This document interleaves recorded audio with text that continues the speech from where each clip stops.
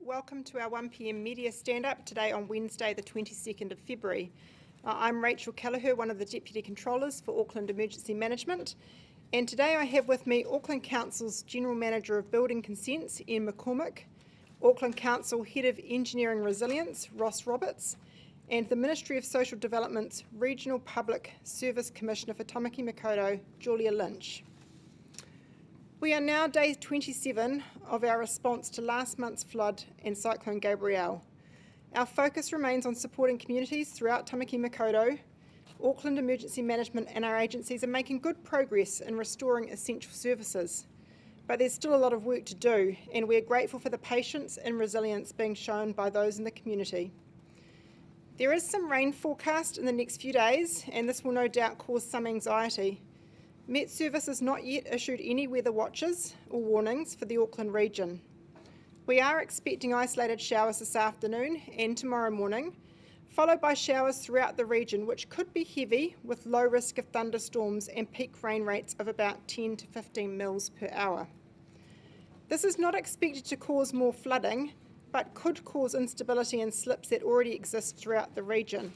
It remains important that people stay out of cordon areas, restricted buildings, and do not interfere with traffic management signs or barriers.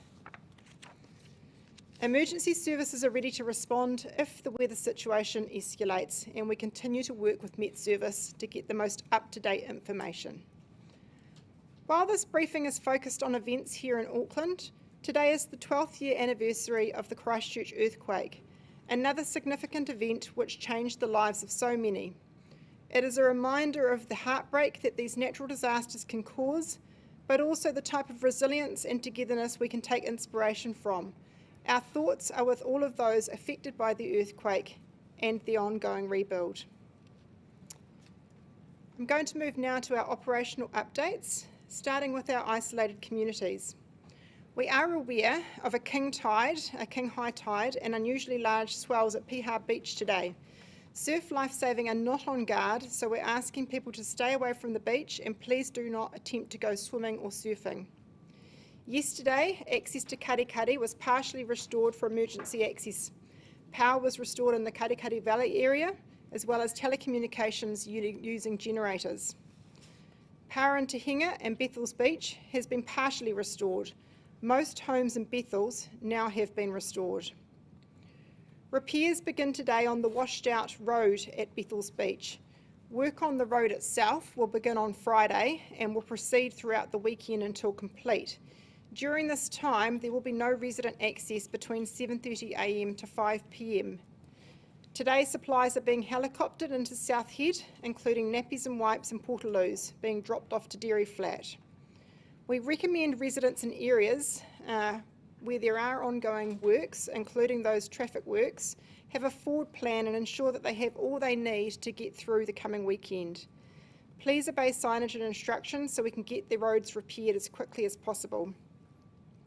Access is still limited in Muriwai and Piha, but power has been partially restored, including telecommunications using generators. Community service hubs were operating in both areas yesterday. Kaipara Flats have had their access restored, and the response team were visiting that area also yesterday for basic needs assessments. We are working as quickly as possible on a plan for the re-entry of those who have not been able to access their homes. We know people want to understand the options for doing this safely, and I'm now going to pass to Ian McCormick to give us an update on the building assessments work to date.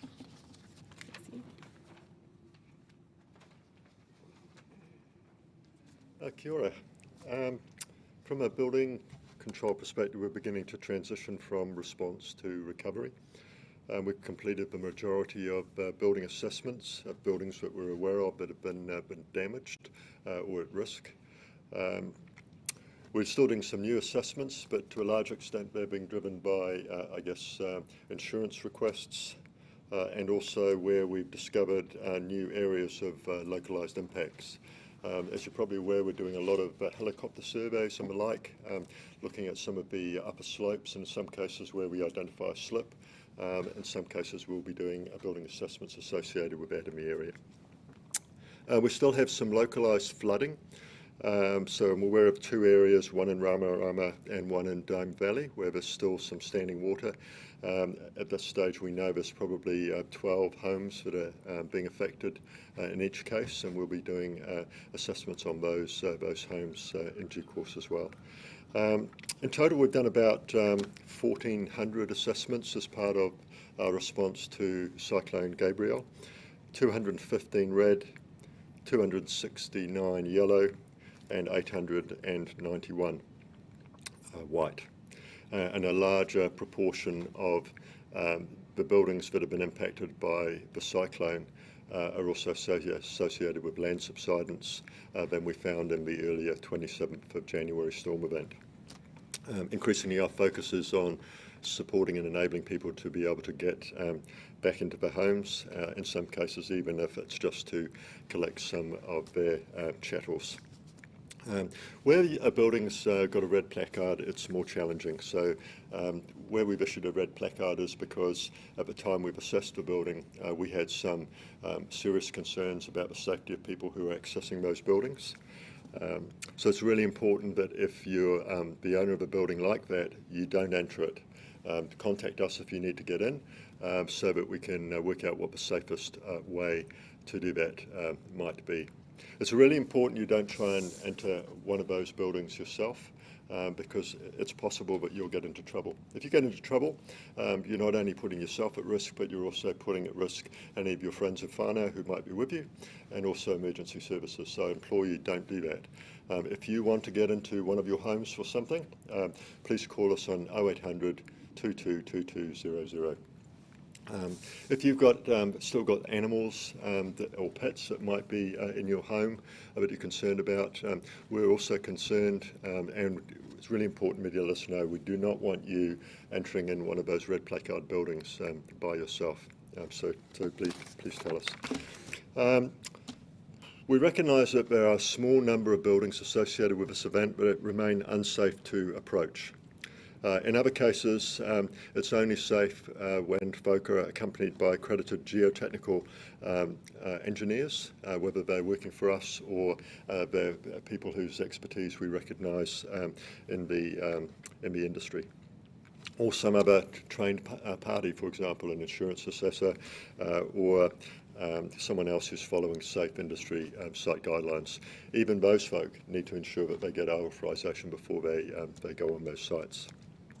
Based on geotechnical advice, we've identified zones in some cordon areas on the west coast based on access risk. And we will be shortly contacting residents by phone to advise them and the associated protocols associated with re-entry or temporary re-entry to bring things out. The key thing again is if you need to get into your property, contact us and we'll see the safest way that can be enabled. In the west coast, we've established a number of cordons and they remain in place, one of them at the bottom of Domain Crescent, others on Motu Tara Road, at the Coast Road intersection through to 177. So there's security guards ensuring that that area remains safe so people don't blunder into that area, and also to ensure that there's security there for those red placarded homes. We've also got some controlled access to the community where roads have been closed and it's resident only access. And again, if you're thinking about going into those areas, we'd really encourage just residents to go there at the moment. There's a lot of work with the community trying to get back on their feet, and having folk who aren't involved in that process is not helpful at the moment. And in terms of those cordoned areas, we're also identifying a number of different zones based on access. We'll be communicating that to owners in those areas, and we will be setting up a process whereby in most cases, with the appropriate safety protocols, you'll be able to get back into those homes for short periods of time, and we'll be providing that information in the next probably 24 hours. In terms of building, from a building control perspective, I'd like to thank the building industry for their patience. We've had a lot of our building inspectors away from delivering building inspections for the industry. That's had an impact on productivity and costs. So I apologise to you. I really appreciate your patience and understanding of this work as having been more important. We're also beginning to able to start deploying resource outside the Auckland region. So we've currently today got 4 staff deployed in Port Waikato, helping the community there with rapid building assessments.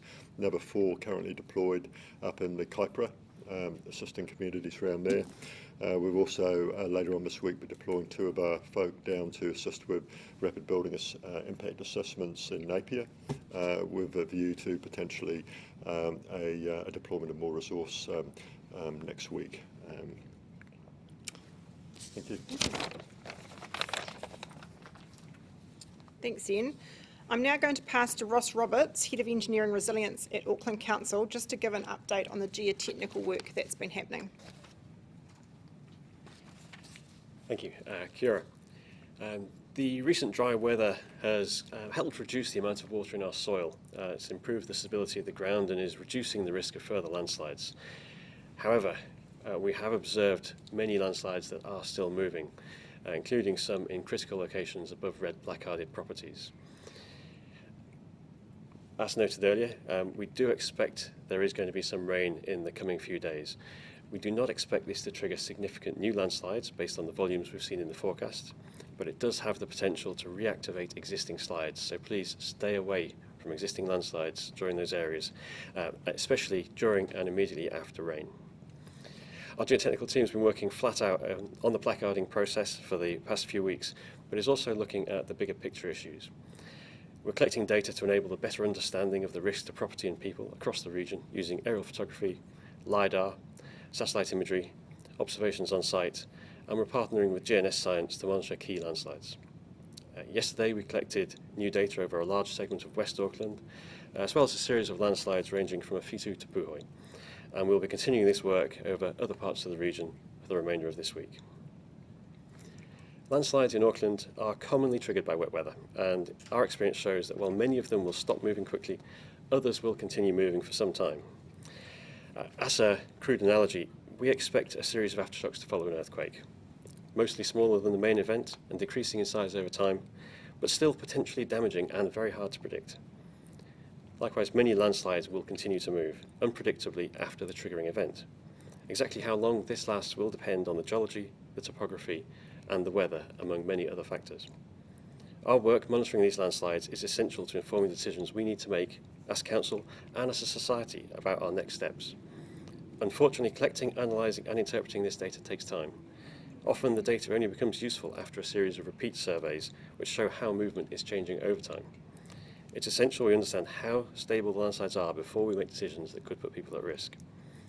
Muriwai, Kerikeri and Piha are good examples of this. We collected very detailed LiDAR data on Saturday, and we now need to repeat work over the coming weekend to identify what changes have occurred so that we can get a better understanding of the risk to those communities. We know this wait can be frustrating, and we're working as quickly as we can to get the right decisions made for the people of Auckland. Thank you. Now just going to shift to some of the social support that we're offering. Our civil defence centres, shelters and community support hubs and community-led centres are still open for people needing refuge from both the January floods and also Cyclone Gabrielle. There are now 7 civil defence centres, shelters and info hubs open across the Auckland region. As I mentioned yesterday, the Trust's Arena CDC today has now been moved to Paiokura in Kelston. Overnight, we had 66 people staying in our CDCs, and we're working alongside the partner agencies such as MB and Kaionga Ora to ensure everyone is moved to suitable temporary accommodation. I'm now going to pass to Julia Lynch, the Ministry of Social Development's Regional Public Service Commissioner for Tāmaki Makaurau, who's going to speak further on this. Thanks, Julia. Ngā mihi o te ahihahi kia koutou, ko Julia Lynch tōku ingoa. Our role at MSD is to help with civil defence payments to meet the immediate needs of those people that are affected by Cyclone Gabrielle or the weather events in Auckland. We really feel for those that have been impacted by the recent severe weather events, and we've been working with our community and our partners and agencies to support the emergency response. I also want to acknowledge the incredible work of iwi, partners, community, for their ongoing mahi, but also our people that have been working across all of government to support as well. The civil defence payments can be used for help with emergency food, bedding, clothing, loss of income and costs if you have to leave your home. It also covers payments if you have evacuees staying with you. So far, MSD have paid out just over 20 million to nearly 35,000 people affected from the Auckland region. How much you can get depends on your situation, so please get in touch with MSD to find out how we can support you. Please ring us on our 0800 line, 0800 400 100, which we've set up to offer welfare assistance. The line is open from 7 a.m. to 5 p.m, Monday to Friday, 8 a.m. to 5 p.m. Saturday, and 8 a.m. to 1 p.m. Sunday. On Tuesday, nationally, we answered more than 8,154 calls on this line with an average wait time of 7 minutes and 34 seconds. We are getting a lot of calls right now, and it may take a while for people to get through, so we're asking people to be patient while we help everyone that's been impacted by Cyclone Gabrielle. Kia ora, Rachel. I mentioned yesterday that 6 of our regional parks are closed and we're being assessed today for reopening.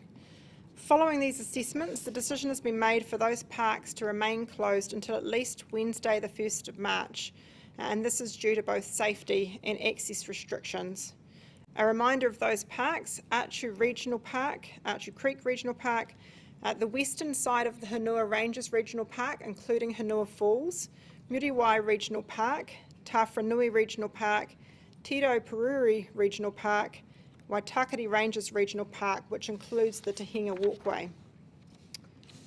We also need to remind you of the continued closure of Muriwai Beach at Wilson Road and Coast Road. Please do not attempt to get through these cordons, as we must allow the affected communities the time and space they need to recover. And just on those park closures, again, just a reminder that they will not be open over the weekend, and people shouldn't be planning to head out to those West Coast areas if they're not a resident of those places. Shifting just finally now to our waste recovery efforts. We continue to take calls about waste management solutions, and that's a priority for our contact centre, including doubling our capacity for taking those calls. And our teams are still very busy, but rest assured you will be called back as quickly as possible. We spoke a lot about sandbags in yesterday's briefing, including information on the disposal of contaminated, uncontaminated and unused sandbags, and all of the information about that can be found on our website aem.org.nz. And just now, just to conclude today's briefing, again, just a reminder, if you need any information about the floods or cyclone, you can find this again at that website, aem.org.nz. You can also call us on 0800 22 2200. Our teams have been busy, as I've mentioned, which has at times resulted in slightly longer wait times, but we will make best efforts to call back as quickly as possible.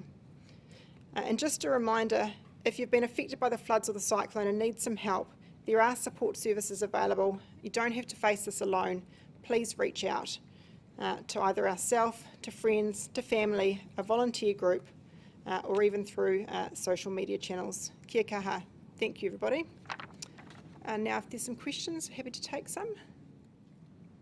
What do you make of those who broke into the Piha United North Life-Saving Club, and would the council be willing to step in should they need it before the king tide?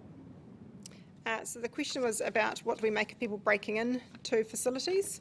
Well, of course, we don't condone people breaking into any facilities, particularly those that have been stood up to try and provide support. So we're working closely with the New Zealand Police, and where we become aware of those sorts of issues occurring, that information is being fed through our police liaison, and they will respond accordingly. And should the council step in to provide much needed funding? We're working closely with Surf Lifesaving, and we have an ongoing relationship with them, which includes funding. But as we are with any of the partners and agencies that are supporting the response, where there is a direct need to support communities, then we're having those conversations. And any updates about the outages in Muriwai and Piha? My understanding, I think I covered those off. I don't have the exact numbers about sort of where we're standing in terms of the numbers of properties at each location that don't have power or phone connections. But in both those locations, I understand telecommunications now are largely up and running through generated power, so using generators, and power is restored to parts, but not necessarily all of those communities. We still do have some pockets that are difficult for those crews to get to, so making all of those communities fully restored to power is challenging, but there is good progress being made with power going back into those communities. Are you getting many instances of looting? That Piha one, is that a one-off, or are there many others? I don't have visibility of the exact numbers of looting, because of course that goes through police channels, but we are hearing reports of that happening from time to time.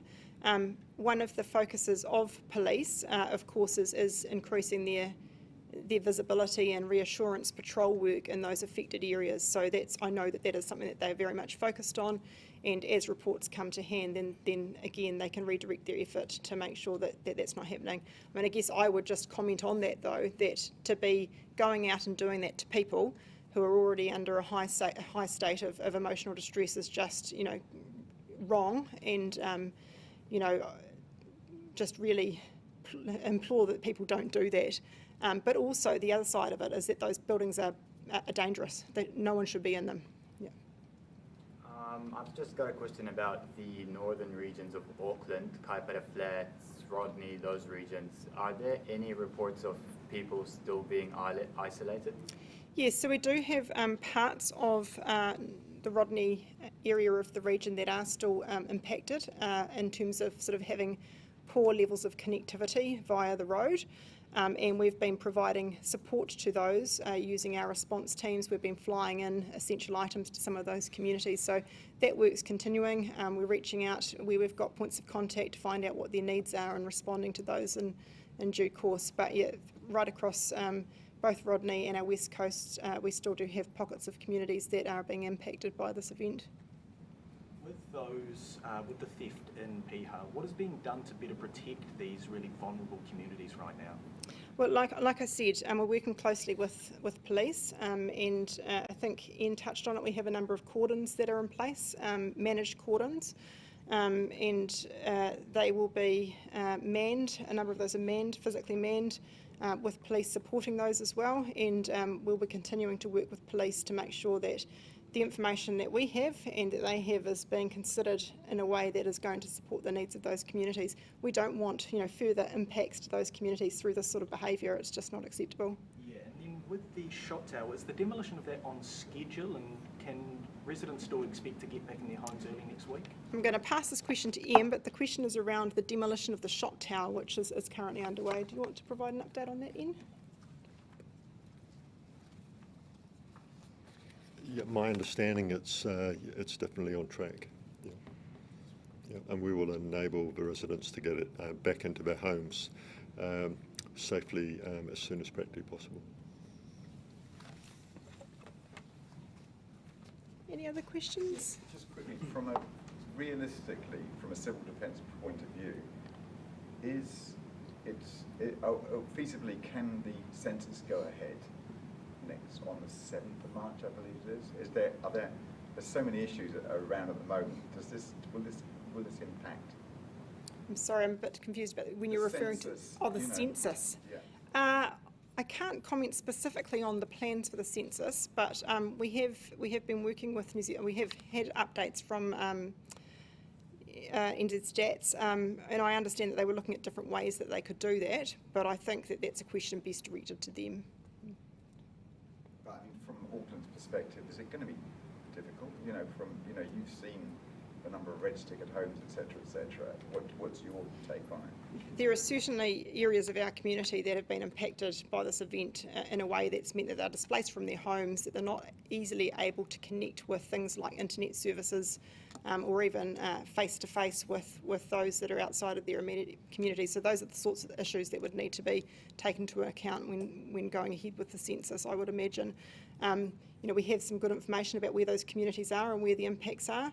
That would feed into that process, but I would defer that one to NZ Stats. Any other questions? Thank you, everybody.